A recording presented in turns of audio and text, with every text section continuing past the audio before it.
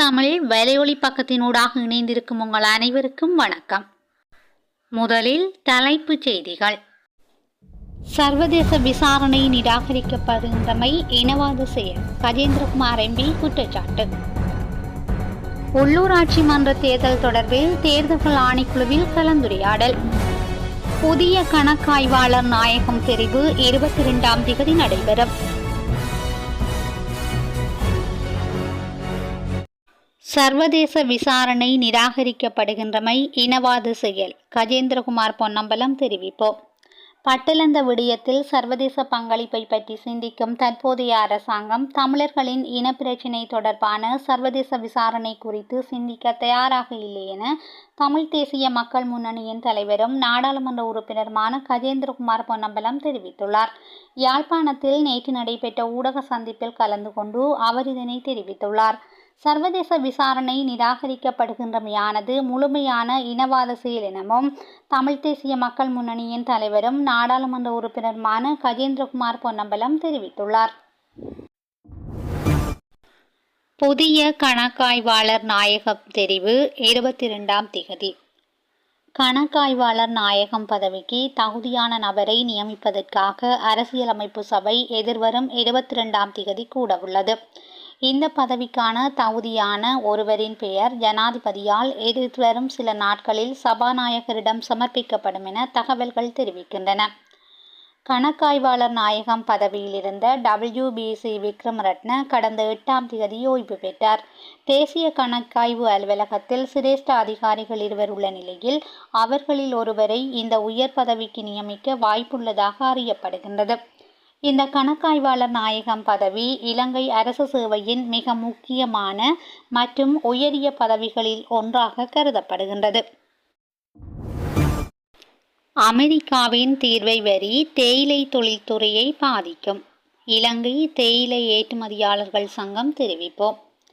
அமெரிக்காவினால் அறிவிக்கப்பட்டுள்ள வரி காரணமாக தங்களது தொழில்துறை பாதிப்படையும் அச்சம் நிலவுவதாக இலங்கை தேயிலை ஏற்றுமதியாளர்கள் சங்கம் தெரிவித்துள்ளது. அமெரிக்காவில் 90 நாட்கள் சலுகை காலத்துக்குள் இந்த பிரச்சினை தீர்க்கப்படாவிட்டால் அமெரிக்காவிற்கான தேயிலை சந்தையின் பின்னடைவு ஏற்படும் எனவும் அவர்கள் குறிப்பிட்டுள்ளனர். அமெரிக்கா இலங்கையின் முக்கியமான தேயிலை சந்தையாக உள்ளது. அத்துடன் இலங்கையிலிருந்து அதிகளவில் தேயிலையை இறக்குமதி செய்யும் நாடுகளின் பட்டியலில் 2வது இடத்திலும் உள்ளதாக இலங்கை தேயிலை ஏற்றுமதியாளர்கள் சங்கம் சுட்டிக்காட்டியுள்ளது. தரவுகளின் அடிப்படையில் கடந்த ஆண்டு அமெரிக்கா இறக்குமதி செய்த மொத்த தேயிலையில் சுமார் 20% பங்கை இலங்கை தக்க வைத்துள்ளது. இந்த நிலையில் அமெரிக்காவின் தேயிலை சந்தையை இலங்கை இழக்குமாயின் குறுகிய காலத்தில் அதற்கு நிகரான மற்றொரு சந்தையை அடைவது கடினமான விடயம் என இலங்கை தேயிலை ஏற்றுமதியாளர்கள் சங்கம் தெரிவித்துள்ளது. 1500 கடந்தது தேர்தல் முறைப்பாடுகள். உள்ளூராட்சி மன்ற தேர்தல் தொடர்பில் இதுவரையில் 1591 முறைப்பாடுகள் கிடைக்கப்பெற்றுள்ளதாக தேர்தல்கள் ஆணைக்குழு தெரிவித்துள்ளது. அவற்றில் 1400 முறைப்பாடுகளுக்கு தீர்ப்பு வழங்கப்பட்டுள்ளதுடன் 185 முறைப்பாடுகள் தொடர்பில் தொடர்ந்தும் விசாரணைகள் இடம்பெறுவதாக அறிவிக்கப்பட்டுள்ளது. இதேவேளை உள்ளூராட்சி மன்ற தேர்தல் தொடர்பில் காவல்துறையினரிடம் இதுவரையில் 170 முறைப்பாடுகள் முன்வைக்கப்பட்டுள்ளதாக தெரிவிக்கப்படுகிறது. உள்ளூராட்சி மன்ற தேர்தல் தொடர்பில் தேர்தல்கள் ஆணைக்குழுவில் கலந்துரையாடல். உள்ளூராட்சி மன்ற தேர்தல் தொடர்பில் தேர்தல்கள் ஆணைக்குழுவில் கலந்துரையாடல் ஒன்று நடைபெறவுள்ளது. தேர்தல்கள் ஆணைக்குழுவில் எதிர்வரும் திங்கட்கிழமை இந்த சந்திப்பு நடைபெறவுள்ளதாக தெரிவிக்கப்படுகிறது. இதேவேளை உள்ளூராட்சி மன்றங்களுக்கான நிதி ஒதுக்கீடு தொடர்பில் ஜனாதிபதி முன்வைத்த கருத்துக்கு எதிராக சில அரசியல் கட்சிகளின் பிரதிநிதிகள் நேற்றைய தினம் தேர்தல்கள் ஆணைக்குழுவில் முறைப்பாடளித்துள்ளனர். கழுதுமுல்லையில் மகிழுந்து மீது பாறைகள் சரிந்து விழுந்து விபத்து. கழுதுமுல்ல நகருக்கு அருகில் மகிழுந்து ஒன்றின் மீது பாறைகள் சரிந்து விழுந்ததில் மகிழுந்து பலத்த சேதமடைந்துள்ளதாக தெரிவிக்கப்படுகின்றது. இன்று காலை கடவத்தையிலிருந்து பண்டாரவளை நோக்கி பயணித்த மகிழுந்தே இவ்வாறு விபத்துக்குள்ளாகியுள்ளது. குறித்த விபத்து இடம்பெற்ற போது மகிழுந்தில் 4 பேர் இருந்ததாகவும் உயிர் சேதங்கள் எதுவும் ஏற்படவில்லை எனவும் காவல்துறையினர் தெரிவித்துள்ளனர். அத்தோடு இந்நாட்களில் பெய்து வரும் மழை காரணமாக மலைப்பகுதிகளில் இருந்து பாறைகள் சரிந்து விழும் அபாயம் காணப்படுவதால் சாரதிகள் அவதானத்துடன் செயற்படுமாறு காவல்துறையினர் எச்சரிக்கை விடுத்துள்ளனர். கட்டுநாயக்க விமான நிலையத்தில் குஷ்ரக போதைப் பொருளுடன் 3 பெண்கள் கைது. கட்டுநாயக்க விமான நிலையத்தில் குஷ்ரக போதைப் பொருளுடன் 3 பெண்கள் போதைப்பொருள் தடுப்பு பிரிவினரால் கைது செய்யப்பட்டுள்ளனர். கட்டுநாயக்க விமான நிலையத்தில் மேற்கொள்ளப்பட்ட விசேட சோதனையின் போது அந்த பெண்கள் கைது செய்யப்பட்டுள்ளனர். குறித்த பெண்கள் பாங்காக்கில் இருந்து நேற்று இரவு நாட்டுக்கு வந்ததாக தெரிவிக்கப்படுகின்றது. கைது செய்யப்பட்ட 3 பெண்களிடமும் தலா 1 கிலோ 104 கிராம் போதைப் பொருளும் 1 கிலோ 856 கிராம் போதைப் பொருளும் 2 கிலோ 288 கிராம் போதைப் பொருளும் மீட்கப்பட்டுள்ளதாக போதைப்பொருள் தடுப்பு பிரிவினர் தெரிவித்துள்ளனர். கைது செய்யப்பட்ட பெண்கள் வெள்ளம்பட்டிய மற்றும் மாளிகாவத்தை பகுதிகளைச் சேர்ந்த 25, 48 மற்றும் 50 வயதுடையவர்கள் என ஆரம்பகட்ட விசாரணைகளில் தெரியவந்துள்ளது. கொரிய மொழி பரீட்சைக்கான திகதிகளில் மாற்றம்.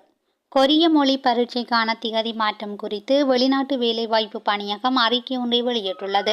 இதன்படி மே மாதம் 6ஆம் 7ஆம் திகதிகளில் நடைபெறவிருந்த பரீட்சைகள் முறையே மே மாதம் 10 மற்றும் 17ஆம் திகதிகளில் நடைபெறும் என குறித்த அறிக்கையில் குறிப்பிடப்பட்டுள்ளது. உள்ளூராட்சி மன்ற தேர்தல் நடைபெறவுள்ள நிலையில் குறித்த பரீட்சைக்கான திகதிகள் மாற்றப்பட்டுள்ளதாக வெளிநாட்டு வேலைவாய்ப்பு பணியகம் தெரிவித்துள்ளது. கெகில்பத்திர பத்மேவின் ஆதரவாளர்கள் 7 பேர் கைது. ஒழுங்கமைக்கப்பட்ட குற்றச் செயல்களுடன் தொடர்புடையதாக கூறப்படும் கெகில்பத்திர பத்மே என்பவருடைய ஆதரவாளர்கள் 7 பேர் கம்பஹா காவல்துறை விசேட அதிரடிப்படையினரால் கைது செய்யப்பட்டுள்ளனர். குறித்த நபர்களிடமிருந்து 2 T56 ரக துப்பாக்கிகள், 2 மேகசின்கள் மற்றும் 105 தோட்டாக்கள் என்பன காவல்துறையினரால் பறிமுதல் செய்யப்பட்டுள்ளன. அத்துடன் 15 கையடக்க தொலைபேசிகளும் பறிமுதல் செய்யப்பட்டுள்ளதாக காவல்துறையினர் தெரிவித்துள்ளனர். அம்பேவல பகுதியில் தொடரூந்தில் மோதி ஒருவர் பலி. பெரகும்பர அம்பேவல தொடரூந்து நிலையங்களுக்கு இடைப்பட்ட பகுதியில் தொடரூந்தில் மோதி ஒருவர் உயிரிழந்துள்ளார். கொழும்பிலிருந்து பதுளை நோக்கி பயணித்த தொடரூந்தில் மோதுண்டு அவர் உயிரிழந்துள்ளார். இவ்விபத்து இன்று அதிகாலை இடம்பெற்றுள்ளதாக தெரிவிக்கப்படுகிறது. போதைப் பொருளுடன் பெண்ணொருவர் கைது. இந்தியாவிலிருந்து இலங்கைக்கு வந்த பெண்ணொருவர் போதைப் பொருளுடன் கைது செய்யப்பட்டுள்ளார்.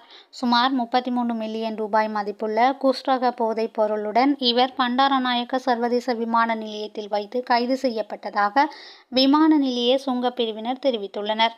கொழும்பு 10ஐ வசிப்பிடமாக கொண்ட பெண் ஒருவரே இவ்வாறு கைதாகியுள்ளார்.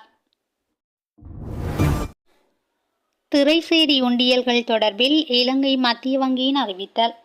1,15,000 மில்லியன் ரூபாய் பெறுமதியான திரைசேரி உண்டியல்கள் எதிர்வரும் 23ஆம் திகதி ஏல விற்பனையின் ஊடாக வழங்கப்பட உள்ளதாக இலங்கை மத்திய வங்கி அறிவித்துள்ளது.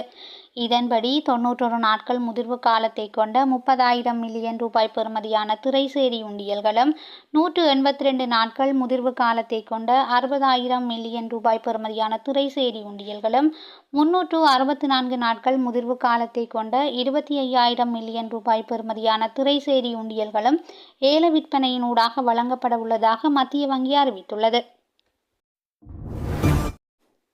ட்ரம்பின் வரி விதிப்பிலிருந்து விடுவிக்குமாறு கோரிய ஐநாவின் பட்டியலில் இலங்கை இல்லை.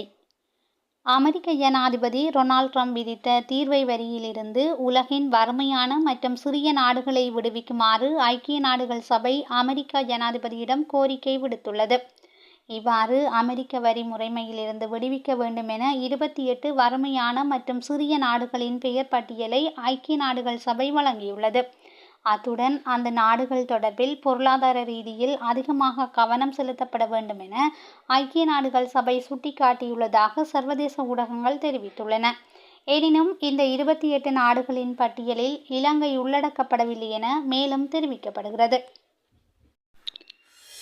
செய்திகளை உடனுக்குடன் தெரிந்து கொள்ள SL தமிழ் வலையொலி பக்கத்துடன் இணைந்திருங்கள். நன்றி, வணக்கம்.